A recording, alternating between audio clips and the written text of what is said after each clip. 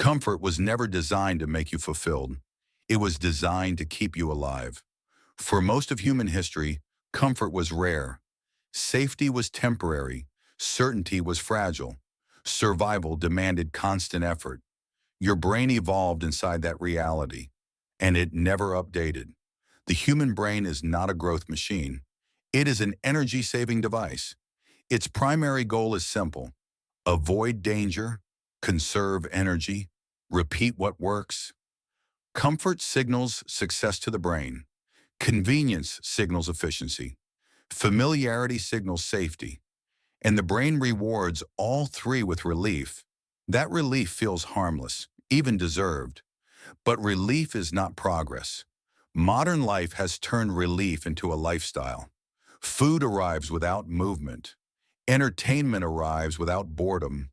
Validation arrives without effort. Information arrives without understanding. Everything removes friction, and friction was never pointless. Friction was feedback. When friction disappears, the brain learns one lesson: nothing is required of me. At first, this feels like freedom. You're less stressed, less pressured, less uncomfortable, but you're also less engaged. The problem isn't that comfort hurts you immediately. It's that comfort slowly rewires your standards. Effort begins to feel excessive. Silence begins to feel unbearable. Challenges begin to feel optional. And growth always feels optional until it's necessary. This is how stagnation hides, not through suffering, but through ease. The most dangerous phase of life is not when things go wrong. It's when nothing feels wrong enough to change. People don't lose direction because life is hard. They lose it because life becomes too easy to drift through. The brain adapts quickly. If convenience is always available, effort starts to feel like punishment.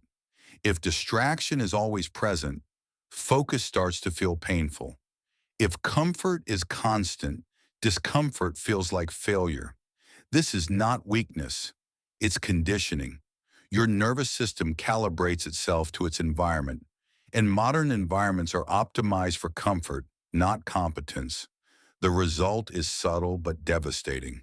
You still function, you still work, you still survive, but internally something erodes. Resilience weakens first, then patience, then ambition. Eventually, even simple tasks feel heavy, not because you're incapable, but because your tolerance for resistance has shrunk. Comfort doesn't kill motivation directly. It removes the conditions that create it. Motivation comes from momentum. Momentum comes from effort. Effort comes from accepting discomfort. When that chain breaks, people feel lost without understanding why. They search for purpose, but avoid pressure. They want confidence, but avoid challenge. They want change, but remain comfortable. And comfort quietly wins, because comfort never demands an answer. Comfort does something else that people rarely notice. It changes how time feels. When life is easy, days blur together. There are no sharp edges to remember, no moments that demand full attention. Time passes, but it doesn't leave marks. Years go by quietly, and one day people realize they've been busy, but not built. Comfort accelerates time because nothing slows it down. Struggle stretches moments. Effort makes days memorable. Challenge gives time weight. Without those, life feels fast and empty in retrospect. This is why people often wake up in their 30s or 40s with a strange sense of panic. Nothing is wrong, but nothing feels earned either. They followed the path of least resistance. They avoided discomfort. They chose what felt reasonable. And yet they feel behind in their own life. Comfort also weakens decision-making. When options are endless and consequences are delayed, choices lose urgency. People postpone decisions because nothing forces their hand. They stay in situations that feel okay enough, jobs that don't inspire, relationships that don't challenge, routines that don't expand. Not because they are satisfied, but because leaving would be uncomfortable.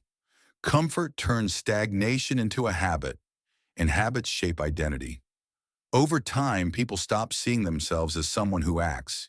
They become someone who reacts. They wait for motivation. They wait for clarity. They wait for the right moment. But comfort erodes urgency, and without urgency, nothing changes. Another quiet effect of comfort is how it distorts self-trust. When life rarely demands effort, people stop proving things to themselves. They don't test their limits. They don't face uncertainty. They don't take risks that could fail publicly. So confidence becomes theoretical. They believe they could handle difficulty, but they haven't done it in years. And belief without evidence is fragile. The moment pressure appears, self-doubt rushes in. Not because they are incapable, but because they are untested. Comfort removes the experiences that generate self-respect. Self-respect doesn't come from feeling good. It comes from knowing what you can endure. Convenience culture replaces endurance with reassurance. You deserve ease. You don't need to struggle. Protect your peace. But peace without strength is anxiety in disguise. Because deep down, the mind knows when it is avoiding something. That avoidance creates tension, a quiet guilt, a background unease, a sense of unfinished business. People try to silence it with more comfort, more distraction, more consumption. But the feeling returns stronger because the problem isn't external, it's internal misalignment. Comfort tells you to minimize pain. Growth demands you choose meaningful pain. One leads to numbness, the other leads to clarity. This is why people surrounded by convenience often feel lost. They have options, but no direction. Freedom, but no discipline. Safety, but no conviction. Comfort stripped away the friction that once guided them. Life without friction doesn't guide. It drifts. And drifting feels peaceful until you realize you're far from who you wanted to become. This is the quiet cost of comfort. It doesn't destroy ambition loudly. It dissolves it slowly, until effort feels foreign, until challenge feels threatening, until growth feels unnecessary. And by the time people notice, comfort has already shaped their limits. The truth is uncomfortable. A life designed to avoid discomfort will eventually avoid meaning. Not because meaning disappears, but because meaning requires effort to access. Comfort should be used intentionally, not automatically. Convenience should serve a purpose, not replace it. When comfort becomes the default, it stops being a tool and becomes a cage, a soft one, an invisible one, but a cage nonetheless.